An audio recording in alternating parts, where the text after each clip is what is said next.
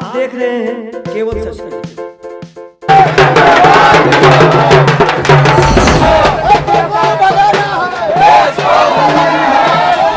समाज के लोगों को 2006 में मिली, जब पंचायतों में अभी पिछड़े वर्ग का बेटा कोई मुखिया हुआ, कोई सरपंच हुआ, कोई वार्ड हुआ, तो राज्य के पास से आजीवन वो वहां मुखिया बनते रहा है।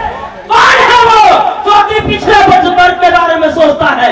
वो एकमात्र है इस देश में कोई, तो माननीय मुख्यमंत्री श्री नीतीश कुमार। जेडीयू नेताओं का कुर्सी प्रेम एक बार फिर दिखा। जेडीयू नेताओं द्वारा बीजेपी की पोल खोल को लेकर गांधी मैदान में धरना कार्यक्रम आयोजित की गई। धरना स्थल पर कुर्सी लगाई गई थी। कुर्सी पर बैठकर जेडीयू के नेता धरना देने वाले थे और आरक्षण को लेकर बीजेपी की पोल खोल रहे थे। बड़े नेता के आने से पहले कुछ नेता उस कुर्सी पर बैठे भी, लेकिन जदयू नेतृत्व को भनक लग गई। लिहाजा राष्ट्रीय अध्यक्ष ललन सिंह के आने से पहले ही आनन फानन में धरना स्थल पर लगाई गई कुर्सियां हटाई गई।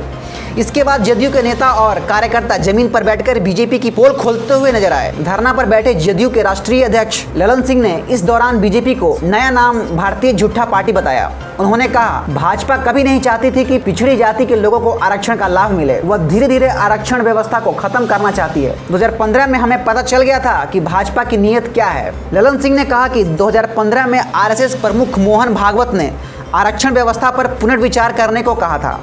जाहिर था कि बीजेपी नहीं चाहती थी कि देश में आरक्षण व्यवस्था बनी रहे। जदयू उनकी मंशा को उसी समय समझ चुकी थी। हालांकि ललन सिंह ने यह भी नहीं बताया कि भाजपा की मंशा जानने के बाद भी जदयू ने उनके साथ क्यों गठबंधन बनाए रखा।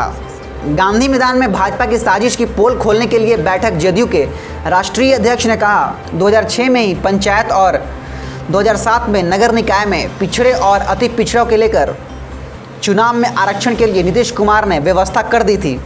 जिस प्रकार 3 चुनाव हो गए, अब कहा जा रहा है कि यह पूरी व्यवस्था गलत थी, जबकि उस समय हाईकोर्ट और सुप्रीम कोर्ट ने बिहार सरकार के फैसले को सही ठहराया था। आज वह गलत हो गई। सच्चाई यह है कि भाजपा नहीं चाहती थी कि आरक्षण के आधार पर चुनाव कराया जाए।